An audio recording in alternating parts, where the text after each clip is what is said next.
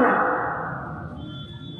এই গোটা এই শহরতলি উত্তর 24-এর ভাগ দিয়ে যেগুলো একটু প্রান্তিক বিচ্ছিন্ন দ্বীপ, সেসব জায়গায় গিয়ে আমরা বোম মারব? বর্ডার এলাকা থেকে পিস্তল, বোম, বন্দুক তৈরি করার জন্য মাল মশলা এনে একসঙ্গে যোগ করে দেবো? নাকি বর্ডার এলাকাতে কয়লা পাচার করে দেবো, বালু পাচার করে দেবো, গরু পাচার করে দেবো, আর কিছু না পেলে বাড়ির মা বোনেদেরকে পাচার করে দেবো? কি করবো আমরা? বরানগরকে জবাব দিতে হবে। কি করবো? তৃণমূলের এই বিধানসভার उपनिर्वाचনের कैंडिडेट और केमिस्ट्री मास्टर मसाई मुन्ना भाई एमबीबीएस में बोलता था कि केमिकल लोचा है। हम लोगों को जरूर लगता है केमिस्ट्री का मास्टर मसाई माथाते एरो केमिकल लोचा আছে, এ জানে না কাজ করতে, এ জানে না। দীর্ঘদিন ধরে এমপি, আর 15টা বছর ধরে গোটা বরানগরে একটা নতুন কারখানা। কি করবো আমরা পশ্চিমবঙ্গের ছেলেমেয়েরা? কি আপনাদেরকে জিজ্ঞেস করছি, কি করবো আমরা? 8,000 স্কুল বন্ধ হয়ে যাবে, আর 21,000 মদের দোকান খুলে যাবে। কোথায় যাবো আমরা? লটারি দোকান খুলবো? কি করবো আমরা? বাপের কিডনি বিক্রি করে টাকা থাকলে আর তৃণমূলের পকেট গরম করতে পারলে তবে গিয়ে সাদা খাতা জমা দিলে আমার চাকরি হবে? নাকি পৌরসভাতে যে রিক্রুটমেন্ট, সেই রিক্রুটমেন্টে ওরা দুর্নীতি করবে আর আমাদেরকে টাকা পয়সা দিয়ে চাকরি পেতে হবে, তারপরে ইডি রাখবে? তো 550 জনকে ডেকে ইডির অফিসের বাইরে 12 ঘন্টা, 24 ঘন্টা, 72 ঘন্টা বসিয়ে রাখবে। কি করবো আমরা? আমরা পারি না আমাদের মেধা খাটাতে? আমরা পারি না আমাদের গতর খাটাতে? কে দেবে আমাদের মেধা আর গতরের দাম? কে? সরকার দিলে ভালো। সরকার যদি না দেয় তাহলে যে প্রাইভেট সংস্থাগুলো আমার গতর আর আমার মেধা কিনছে, তাহলে সরকারকে দায়িত্ব নিতে হবে। প্রাইভেট সংস্থার সাথে সরকারকে কথা বলতে হবে। আমার মেধা, আমার শ্রম আমি যেখানে বিক্রি করব, সেখানে আমার আজকের শ্রম, আজকের মেধাকে সুরক্ষা দিতে হবে। কাল যদি আমি কাজ করতে না পারি, আমার কালকের দায়িত্ব নিতে হবে। 60 বছর অব্দি কাজ করার পর যেদিন আমার চোখের সামনে চালসা ধরে যাবে, আমার হাতে আর কাজ করার শক্তি থাকবে না, সেদিন আমার পিএফ পেনশনের যে ব্যাপার আছে তার দায়িত্ব নিতে হবে। তার মাঝখানে যদি আমার অ্যাক্সিডেন্ট হয়ে যায়, আমি মরে যাই, তাহলে আমার বাড়িতে ওকে রেডি করে সেখানে কাজ দিতে হবে। কে নেবে অসংগঠিত ক্ষেত্রে শ্রমিকদের জন্য দায়িত্ব? কোথায় আইন? লাল ঝান্ডা সরকার ছিল, ফার্স্ট ইউপিএ গভর্নমেন্ট, অসংগঠিত শ্রমিকদের জন্য পিএফ পেনশন কোথায় গেল সেটা?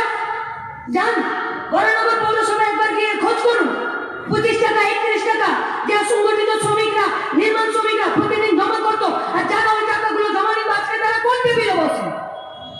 সেই টাকা কোন খাতে পশ্চিমবঙ্গের সরকার ব্যবহার করছে? আমাদের সেই টাকা কোন ব্যাংক অ্যাকাউন্টে জমা পড়ছে? কালকে যদি আমি মরে যাই, সেই টাকা ফেরত পাওয়ার জন্য আমাকে কাউকে ঘুষ দিতে হবে না তো?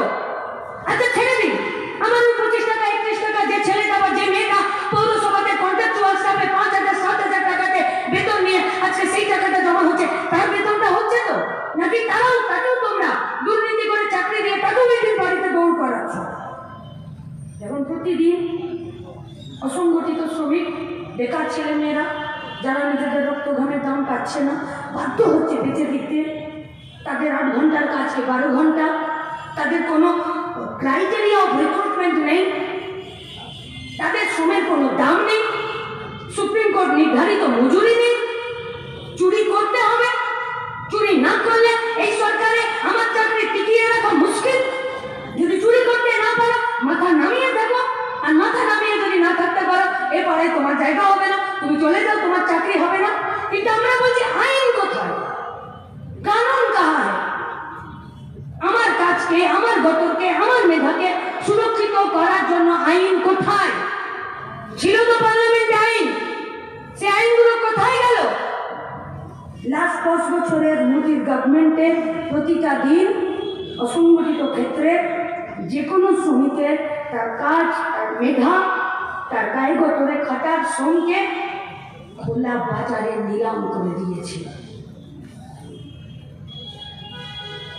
2 দিনে 15টা বিল, 6 মিনিটে 18টা বিল, 146 জনকে সাসপেন্ড করে দিয়ে সব আইন বদলে দেওয়া, ধনী ভোটে কৃষক আইন পাস করে দেওয়া, জাতীয় শিক্ষা নীতি একক সংখ্যাগরিষ্ঠতার অহংকারে পাস করিয়ে দেওয়া, ইলেকট্রিসিটি বিল 2020 একক সংখ্যাগরিষ্ঠতার অহংকারে পাস করিয়ে দেওয়া। আমরা প্রশ্ন করতে চাইছি, কেমিস্ট্রির মাস্টারমশাই আপনি সেদিন কোথায় ছিলেন?